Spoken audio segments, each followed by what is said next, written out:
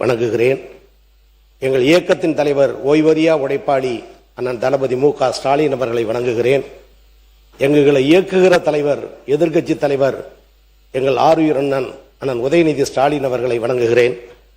மாண்புமிகு பேரவைத் தலைவர் அவர்களுக்கும் முதலமைச்சர் அவர்களுக்கும் அமைச்சர் பெருமக்களுக்கும் முன்வரிசை தலைவர்களுக்கும் அனைத்து சட்டமன்ற உறுப்பினர்களுக்கும் என்னை 2011, 16, 21, 26 4 முறை திருவிடைமருதூர் தொகுதியிலிருந்து தேர்வு செய்து அனுப்பிய எனது தொகுதி மக்களுக்கும் மனமார்ந்த நன்றியை சொல்லி, பேரவைத் தலைவர் அவர்களே, முதலமைச்சர் அவர்களால் கொண்டு வரப்பட்டிருக்கிற தமிழ்தாய் வாழ்த்து பாடல் குறித்த தனி தீர்மானத்தை திராவிட முன்னேற்ற கழகத்தின் சார்பில் நான் வழிமொழிகிறேன், ஆதரிக்கிறேன். இந்த சொற்றொடரை நான் பயன்படுத்துவதற்கு காரணமாக இருந்த எங்கள் ஆருயிர் அண்ணன் கழகத்தின் தலைவர் தளபதி அவர்களுக்கும் வாய்ப்பினை வழங்கிய எதிர்க்கட்சி தலைவர் ஆருயிர் அண்ணன் உதயநிதி ஸ்டாலின் அவர்களுக்கும் சட்டப்பேரவை துணைத் தலைவர் மற்றும் கொறடா அவர்களுக்கும் திராவிட முன்னேற்ற கழகத்தின் சார்பில் நன்றியை தெரிவித்துக் கொள்கிறேன். மனோன்மணியம் சுந்தரனார் எழுதிய தமிழ்தாய் வாழ்த்து பாடல் 1891 தாயிரம் என்ற பாடலில் எழுதப்பட்ட வரிகள். அருமையான சொற்றொடர்கள். இன்றும் இளமை குறையாத மொழி தமிழ் மொழி என்பதை நிரூபித்த பாடல். இப்பாடல் 1970 முதலமைச்சர் தந்திருக்கிற தனி தீர்மானத்தின்படி 11/3/1970 தமிழ்தாய் வாழ்த்து பாடல் அரசு நிறுவனங்களில், பள்ளிகளில், கல்லூரிகளில், பொது நிறுவனங்களில், பல்கலைக்கழகங்களில் பாடிட வேண்டும் என்று அந்த பாடலை முதலில் அரசாணை வெளியிட்டு இதுதான் தமிழ்தாய் வாழ்த்து பாடல் என்று பாட வைத்த தலைவர் முத்தமிழறிஞர் அன்பு தலைவர் டாக்டர் கலைஞர் அவர்கள்.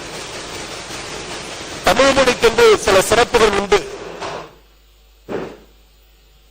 தாயை பழித்தவனை யார் தடித்தாலும் விடேன், தமிழை பழித்தவனை தாய் தடுத்தாலும் விடேன் என்று வீர பெருமை பேசுகிற தமிழர்களாகிய நாம் இன்னைக்கு தமிழ்தாய் வாழ்த்து பாடலுக்கு 3ஆம் இடம் என்று சொல்லுகிற பொழுதுதான் மிகுந்த அவமானத்துக்குரியவர்களாக மாறினோம்.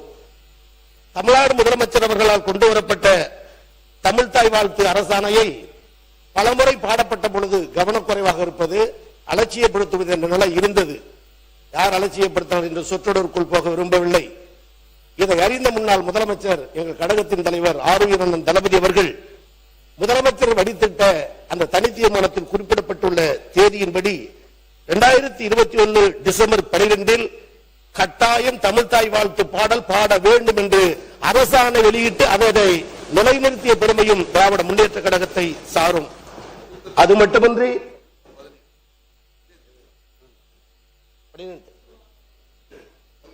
அதை தொடர்ந்து தமிழ் மொழி பெருமையை சொல்லக்கூடிய வகையில் நீசமொழி என்று பேசப்பட்ட தமிழ் மொழியை தேச மொழியாக்கி செம்மொழியாக்கியது அன்பு தலைவர் கலைஞர், திராவிட முன்னேற்ற கழகம். உலகத்தமிழ் மாநாட்டை நடத்தி உலகிற்கு தமிழின் பெருமையை சொன்னது அன்பு தலைவர் கலைஞர், திராவிட முன்னேற்ற கழகம்.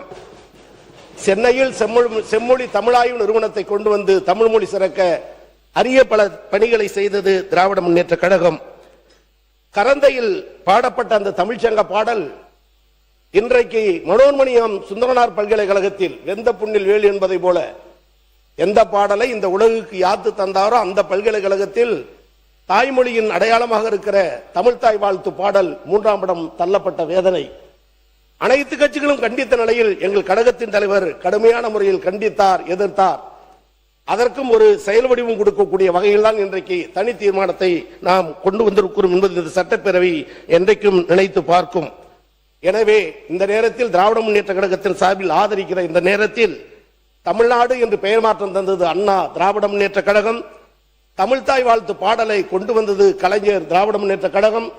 அதை சட்டப்படி கொண்டு வர வேண்டும் என்று ஆணை பிறப்பித்தது தளபதி மு.க. ஸ்டாலின், திராவிட முன்னேற்ற கழகம். அதை தொடர் ஓட்டமாக எடுத்துச் சென்று அதை கட்டி காக்கின்ற பெருமை எங்கள் எதிர்க்கட்சி தலைவர் அண்ணன் உதயநிதி ஸ்டாலின், திராவிட முன்னேற்ற கழகம்.